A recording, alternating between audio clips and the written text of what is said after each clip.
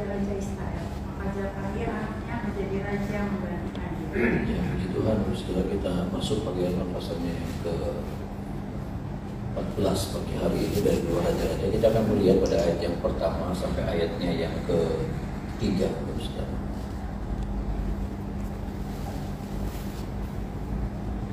Sama-sama kita baca ayat-ayat ini, saudara. 1, 2, 3. Dalam tahun kedua zaman Yoas bin Yoas raja Israel, Amasya anak Yoas raja Yehuda menjadi raja. Ia berumur 25 tahun pada waktu ia menjadi raja, dan 29 tahun namanya yang memerintah di Yerusalem. Nama ibunya ialah Yoadam dari Yerusalem. Ia melakukan apa yang benar di mata Tuhan, hanya bukan seperti Daud bapa leluhurnya. Ia berbuat tepat seperti yang diperbuat Yoas ayahnya. Di Tuhan, saudara. Kita diperkenalkan, saudaraku, dengan Raja Amasya, ya, Raja Yehuda. Saudara, bagaimana raja ini, raja yang katanya melakukan apa yang benar di mata Tuhan. Ya, saudara, dia melakukan apa yang seharusnya dia lakukan, saudaraku. Dan kalau saudara baca selanjutnya, Bapak Ibu Saudara, pada ayat yang ke-7, sama-sama kita baca ayat yang ke-7, saudaraku, ya, tentang Amasya ini. Ayat yang ke-7 sama-sama kita baca. 1, 2, 3. Ia mengalahkan Edom di lembah Asin, 10.000 orang banyaknya, dan merebut Sela dalam peperangan itu. Lalu dinamainya lah kota itu Yokteel. Begitulah sampai hari ini. Dan di dalam ketaatannya, saudaraku, kita melihat, ya, Tuhan memberikan kemenangan kepada Amasya. Ia mengalahkan Edom, katanya. Edom bukan satu bangsa yang kecil, Edom satu bangsa yang besar, yang punya kekuatan yang sering kali mengalahkan bangsa Israel, Yehuda, Bapak Ibu Saudara.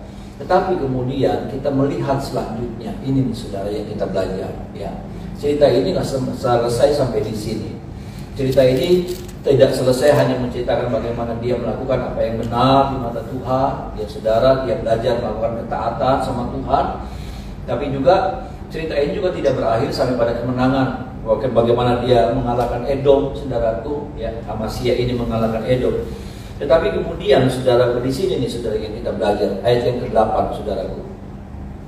Ayat yang ke-8 sama-sama kita baca ayat yang ke-8. 1, 2, 3. Pada waktu itu Amasya menyuruh utusan kepada Yoas bin Yoas bin Yehu raja Israel, mengatakan, mari kita mengadu. Ini nih, saudara, yang kita belajar, ya.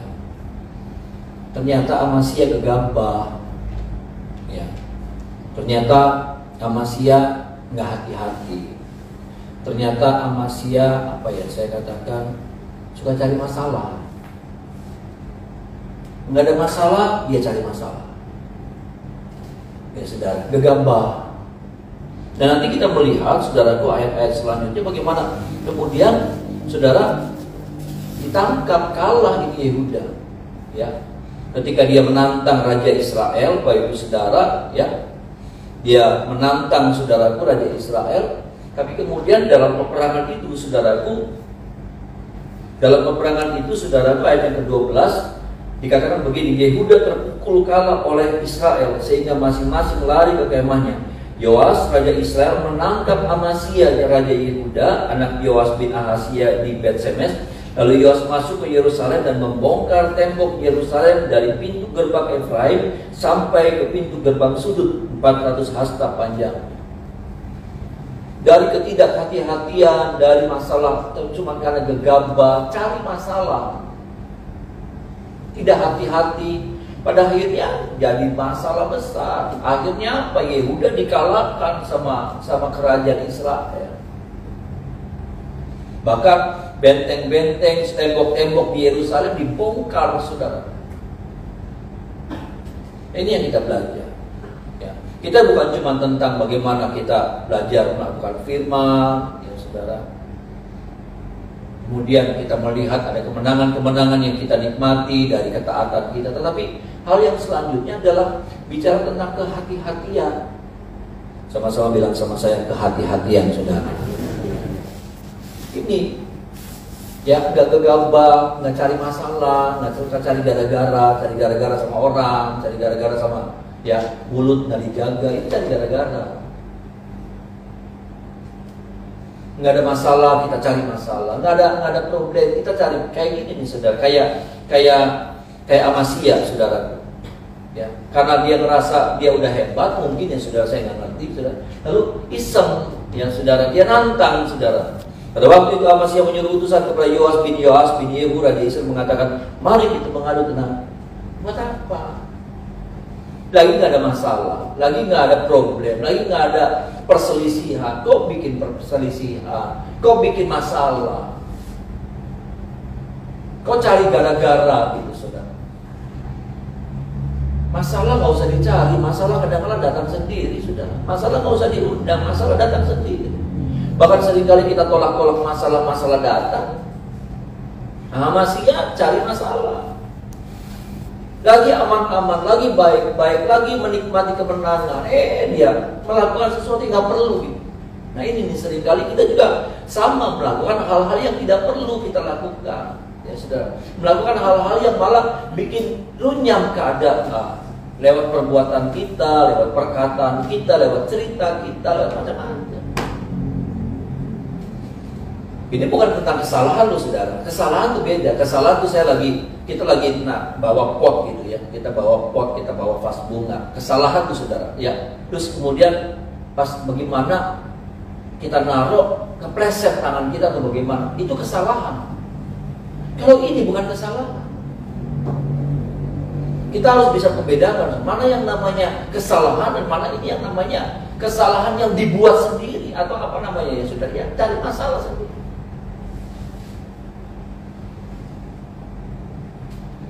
Beda saudara, beda kasus dan beda akibat nanti. Kalau kita seperti Amasya, nanti akhirnya seperti ini juga nasib kita seperti Amasya yang tadinya harusnya baik-baik, yang harusnya bagus-bagus, yang harusnya aman-aman, yang harusnya bisa langgeng, akhirnya apa? Patah di sini. Karena apa? Karena sebuah tindakan yang nggak perlu dia buat. Kadang-kadang kita juga sama, saudara. Kita melakukan hal-hal yang sebetulnya nggak perlu kita buat, sampai akhirnya yang nggak perlu juga datang sama kita. Yang seharusnya nggak usah datang, yang tidak pernah bisa datang, akhirnya datang juga. Apa itu? Ya ini kegagalan. Akhirnya apa? Amasya dikalahkan, ditangkap. Masalah yang nggak perlu, problem yang nggak perlu datang, akhirnya datang sama kita. Kenapa? Karena kita nggak hati-hati, karena kita sembrono. Lewat perkataan kita, lewat perbuatan kita, lewat sikap kita, saudaraku, lewat keisengan mungkin, saudara, keisengan kita. Akhirnya apa? Datang masalah. Masalah yang seharusnya nggak perlu datang.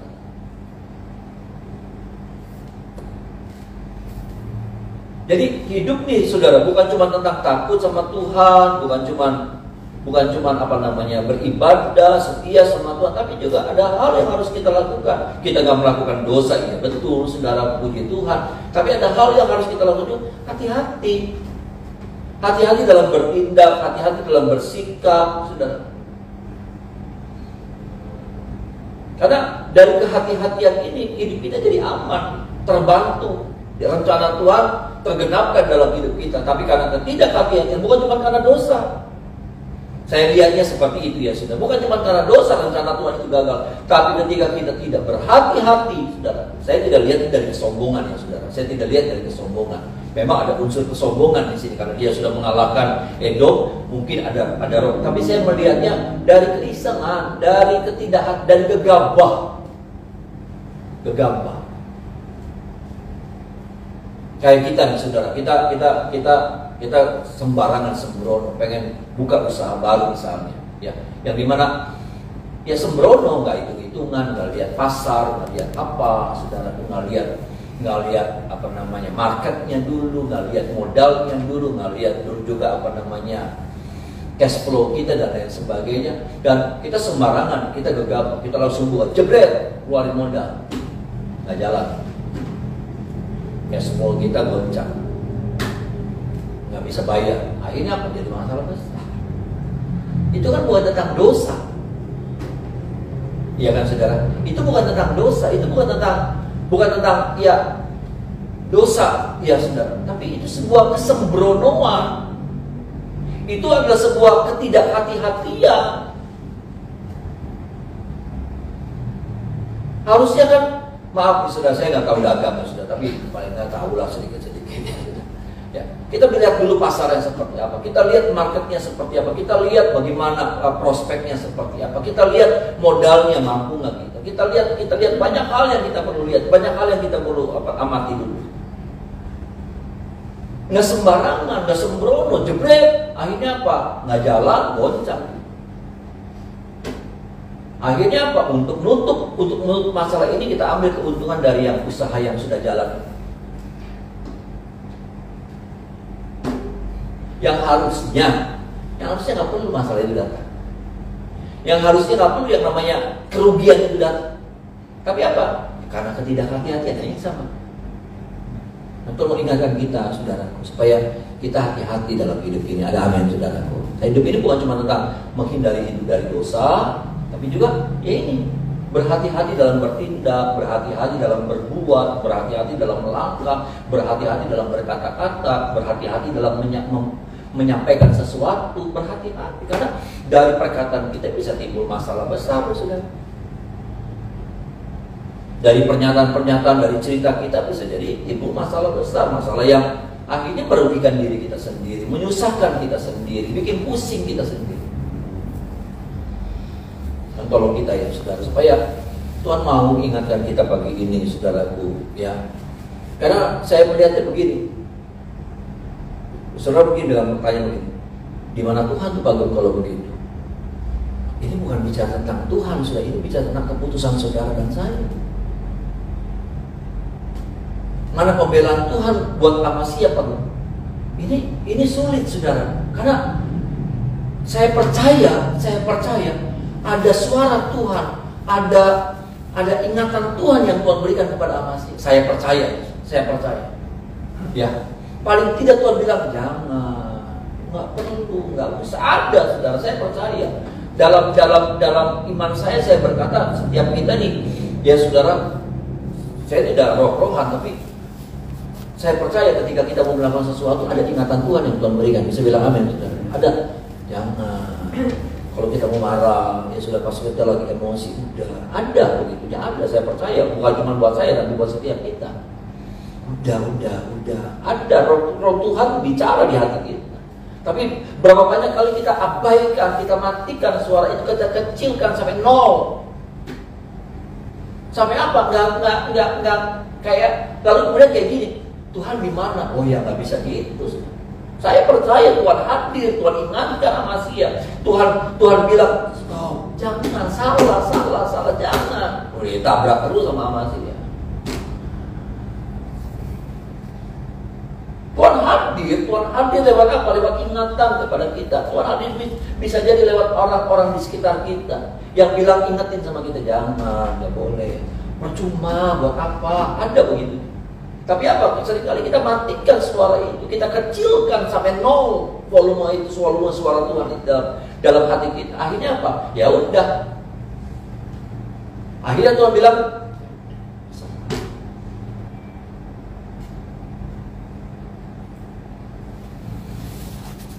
seperti Amasya pada akhirnya kerugian besar. Sama, kita juga seringkali ngalamin begitu, kerugian yang besar. Selalu kita bilang begitu, Tuhan, kenapa Tuhan biarkan? Tuhan lagi yang disalahin. Paling enak kita nyalahin Tuhan.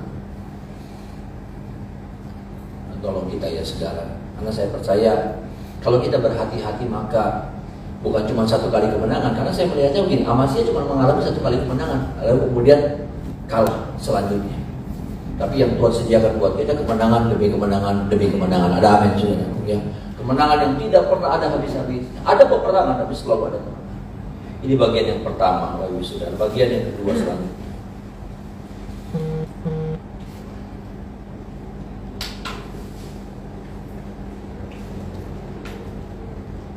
Ayatnya yang ke-24. Sama-sama kita baca ayat yang ke-24. 1, 2, 3. Ia melakukan apa yang jahat di mata Tuhan. Ia tidak menjauh dari segala dosa Yerobeam bin Nebat yang mengakibatkan orang Israel berdosa pula. Saudara, kita sedang bicara tentang Yerobeam, ya saudara, bin Yoas raja Israel. Dikatakan ia melakukan apa yang jahat di mata Tuhan. Ia tidak menjauh dari segala dosa Yerobeam bin Nebat yang mengakibatkan orang Israel berdosa. Apa sih saudara yang disebut dengan jahat di mata Tuhan? Apa kriteria tentang jahat di mata Tuhan? Kita sama-sama dengar ya. Supaya kita tahu, kita mengerti. Apa itu jahat di mata Tuhan? Karena di pemandangan Tuhan, Yerobeam itu jahat. Apa saudara? Apa kriteria tentang jahat di mata Tuhan? Jahat di mata Tuhan ternyata ini saudara penjelasannya. Ia tidak menjauh dari segala dosa Yerobeam. Ia tidak menjauh. Ia tidak berusaha menghindar. Ia tidak berusaha melawan. Ia tidak berusaha mengendalikan diri. Ia tidak berusaha untuk ngerem. Apa itu jahat mata Tuhan? Dia membiarkan emosinya, ia membiarkan hawa nafsunya, ia membiarkan dirinya dikuasai sama dosa. Nah, itu jahat di mata Tuhan. Nggak ada sebuah perlawanan, nggak ada sebuah usaha, nggak ada sebuah tindakan.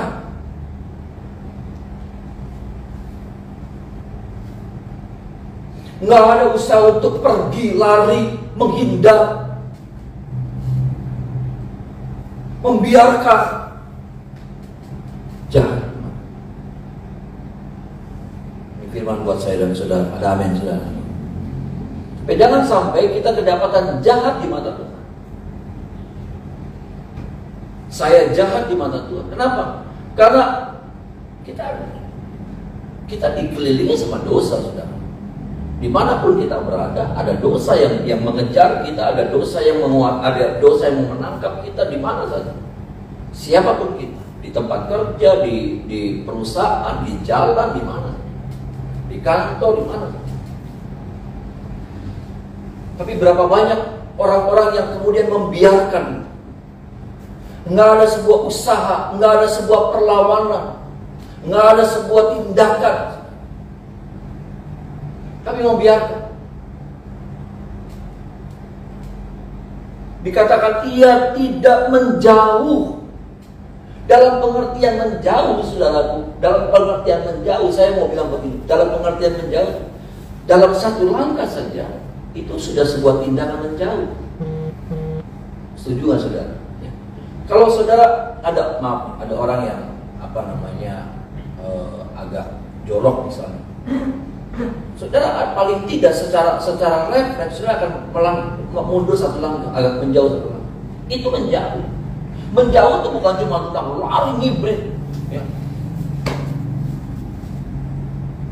Tetapi paling tidak ada sebuah langkah, ada langkah mundur, ada langkah pencegahan, ada langkah menghindar. Dan Yerobeam Tuhan tidak dapatkan itu, tidak lihat itu. Ada. Ya, artinya apa? Dia ngerasa nyaman-nyaman aja. Dia nggak ngerasa ada sesuatu yang aneh. Dia nggak ngerasa ada sesuatu yang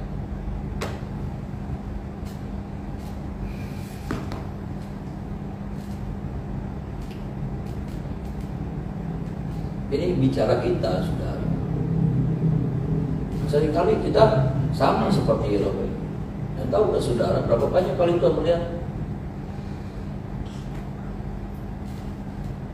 kita jadi jahat di mata Tuhan. Saya jadi jahat di mata Tuhan. Kenapa? Karena itu kita biar. Nggak ada sebuah tindakan, nggak ada sebuah perjuangan, nggak ada sebuah usaha, nggak ada. Kita membiarkan. Jadi dia membiarkan dirinya dikuasai sama dosa Yerobeam bin Nebat, ya kakek moyang. Dia biarkan dikuasai. Nggak ada rasa jengah, nggak ada rasa nggak nyaman, nggak ada rasa.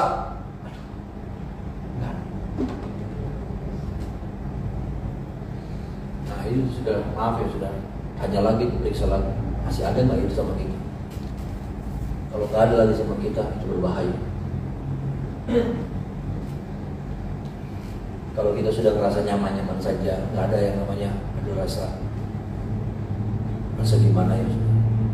Nah, sebetulnya sebetulnya itu sebagai sebuah indikasi.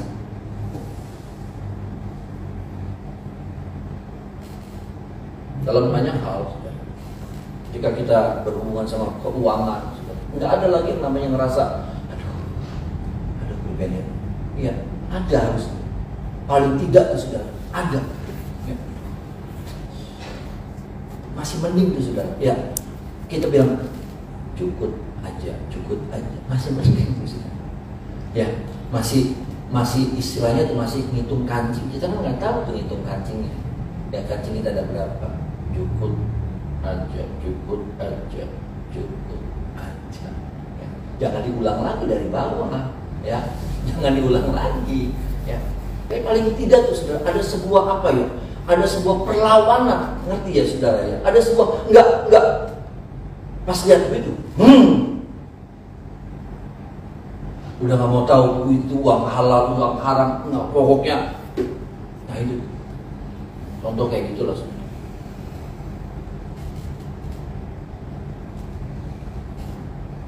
Itulah sebabnya saudara ini yang jadi tanda bahwa ia melakukan apa yang jahat di mata Tuhan. Jahat di mata Tuhan seperti itu.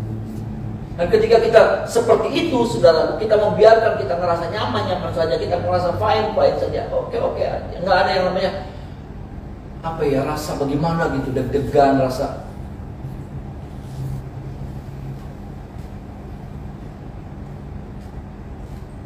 Maka ya jahat. Artinya ini Tuhan sudah punya penilaian yang buruk.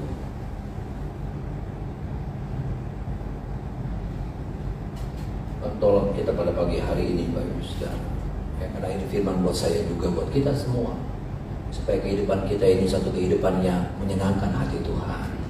Amin saudara. Satu kehidupan yang ya bikin Tuhan puas gitu, bahkan bikin Tuhan kaget lihat kita, kagum sama kita.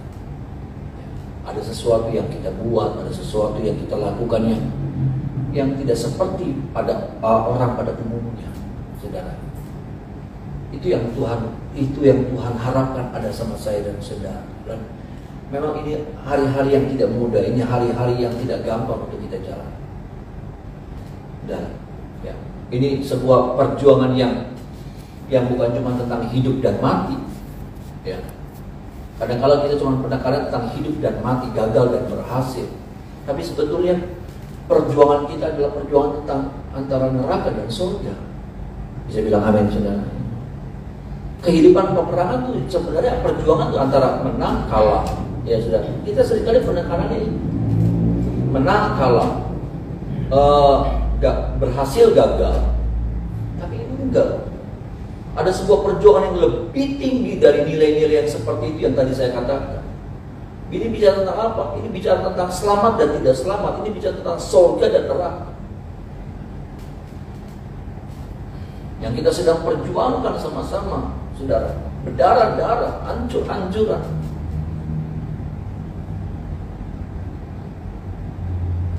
Sampai ada firman Tuhan pernah bilang begini, ada orang yang seperti keluar dari dalam api, diselamatkan, tapi seperti keluar dari dalam api. Buat saya mah oke-oke aja tuh saudara, karena memang tidak mudah gitu saudara. Keluar diselamatkan, tapi seperti keluar dari api. Artinya apa? Ya angus-angusan gitu, habis-habisan. Ya ada orang bilang ya dan masuk surga, tapi nggak dapat mahkota. Tapi ya surga. Sampai segitunya perjuangan yang digambarkan sama Alkitab, sama firman Tuhan. Sampai sebegitu hebatnya perjuangan yang harusnya dikerjakan oleh setiap orang percaya. Untuk apa? Untuk mengalami yang namanya surga itu. Bukan cuma tentang kemenangan, tapi surga. Kita bisa menang seperti ini, saudara. Ya, kemarin kita lihat ada raja yang menang, tapi kemudian apa saudara? Rohaninya hancur. Kemenangan tidak sama dengan keselamatan, tidak. Kemenangan di dunia ini tidak bisa diukur, disamakan dengan keselamatan surga. Enggak. Sangat berbeda, bertolak belakang bahkan. Tidak sama dengan kita.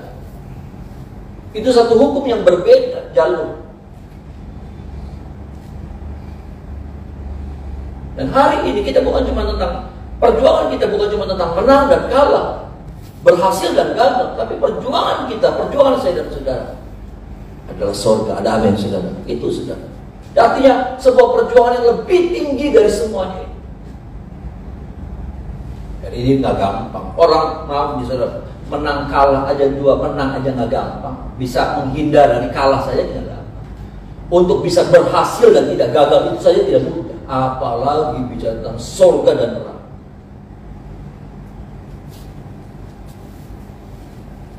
Tuhan tolong kita saudara. Ya. Yang Tuhan mau ini ada sebuah usaha. Paling tidak Tuhan lihat ada sebuah perjuangan dari kita. Dan selanjutnya saya percaya Tuhan tolong saya dan saudara. Ada amin saudara.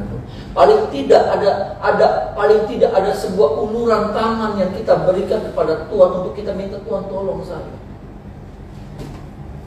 Berapa banyak kali bukan kita ngulurin tangan supaya Tuhan tolong keluarkan kita, malah kita sembunyiin tangan kita supaya apa? Supaya Tuhan gak usah angkat kita, keluarin.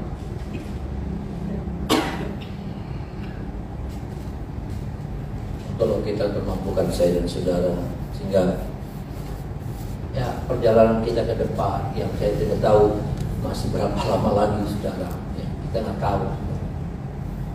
Kita nggak tahu masih berapa lama lagi kita Tuhan kasih kesempatan kita hidup. Tapi pada akhirnya Tuhan akan bilang kepada kita, sabarlah hai hambaku yang setia, masuklah dalam kemuliaan Tuhan. Ada amin saudara. Orang-orang yang dapat perkataan seperti itu tuh bukan orang yang tidak berjuang. Orang-orang yang nanti satu saat dia mendengar suara agung itu, suara yang mulia, itu buat saya suara yang terindah. Buat saya, kita pernah dengar banyak kata-kata indah, kalimat-kalimat indah. Tapi buat saya sudah, kalau sampai satu saat saya dengar suara itu suara yang terindah, yang termulia, yang terberharga, yang paling berharga buat saya. Sabarlah hai hambaku yang setia, masuklah dalam kemuliaan Tuhan. Dan itu hasil dari sebuah perjuangan. Itu hasil dari sebuah apa ya saudara, sebuah ya pergumulan yang luar biasa yang kita sudah kerjakan, yang Tuhan lihat ada sama kita. Kita tidak bukan menjadi orang-orang yang menyerah, yang membiarkan hidup dikuasai sama dosa, sama kejahatan, sama